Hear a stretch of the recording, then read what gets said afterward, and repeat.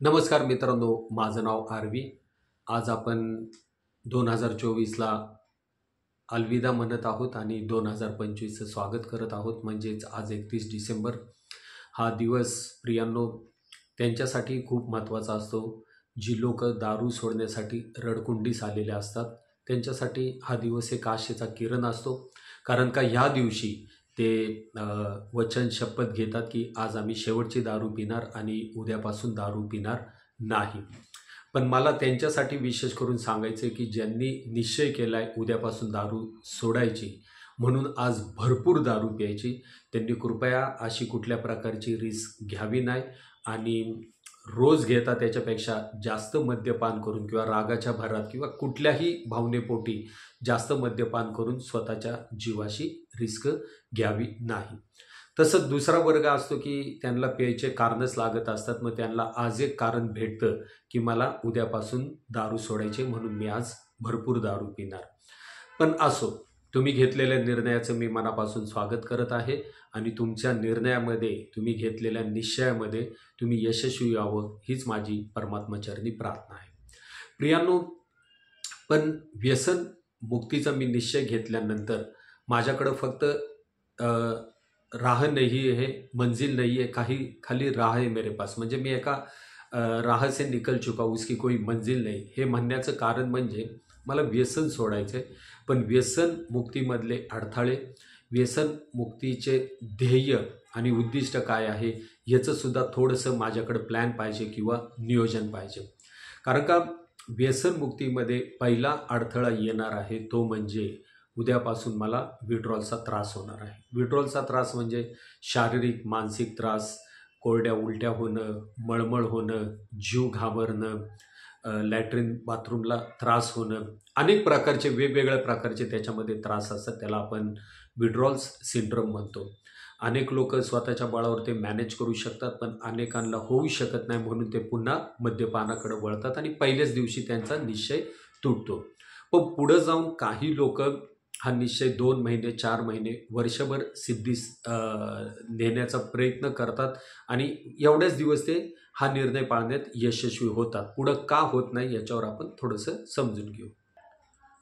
कारण मी मद्यमुक्तीनंतर सुद्धा त्याच मद्यपी मित्रांसंगती वेळ घालवतो.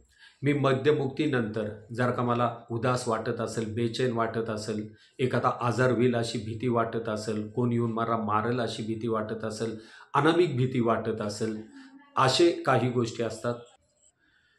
मी दारू नाही पिलो तर मी मरणार, मी दारू नाही पिलो तर मला काहीतरी आजार होणार, असे विकृत विचार किंवा भीतीदायक विचार त्यांच्या मनामध्ये, त्यांच्या भावनेमध्ये प्रबळ ठरतात आणि ते व्यक्ती पुन्हा मद्यपानास प्रवृत्त होतात.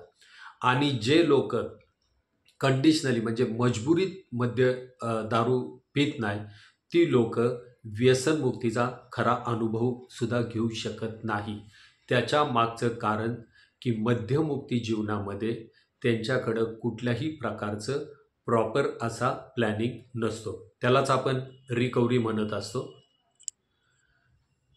आपण दारू सोडतोय म्हणजे आपण कोणावर उपकार करत नाही आहोत. आपण आपल्या जीवासाठी, आपल्या चांगल्या आयुष्यासाठी, आपल्या परिवाराच्या चांगल्या आयुष्यासाठी आपण हा चांगला निर्णय घेतलेला असतो. पण हा निर्णय घेतला म्हणजे सिद्धीस गेलाच पाहिजे असं बहुतांशी वेळा होत नाही. कारण का त्याच्यामध्ये उणिवा असती, ती फक्त तुमच्या नियोजनाचा अभाव असतो. तिथं तुमच्याकडं तसं मार्गदर्शन नसतं. निश्चय चांगला असतो, निश्चय केल्यानंतर मार्गदर्शन भेटायला लागतं. आम्ही आहोत तुम्हाला कधी गरज पडल्यावर मार्गदर्शनासाठी. पण हे सगळ्या गोष्टी तेवढ्याच गरजेच्या आहेत कुठपर्यंत की मरुस्तवर माझ्या मुखामध्ये दारूचा थेंबी नसावा, हा जर का माझा निश्चय असेल तर नक्कीच त्याच्यासाठी मार्गदर्शन आणि प्रॉपर प्लॅनिंग असल्यानंतर मी मद्यमुक्तीचा आनंद घेऊ शकतो.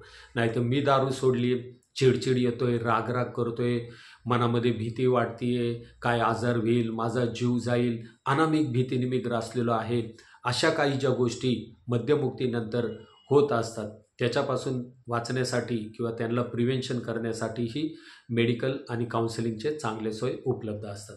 तर एनिवे, आपण व्यसनमुक्तीचा जी निर्णय घेतला आहे त्याच्यासाठी आमच्या महाराष्ट्र व्यसनमुक्ती संघटनेकडनं आपल्याला तोंड भरून शुभेच्छा आहेत आणि 2025 हे वर्ष तुमच्या आयुष्यासाठी खरंच एक नवा आशादायक आयुष्याचं वर्ष ठरावं हीच आमची परमेश्वराचरणी प्रार्थना आहे. धन्यवाद.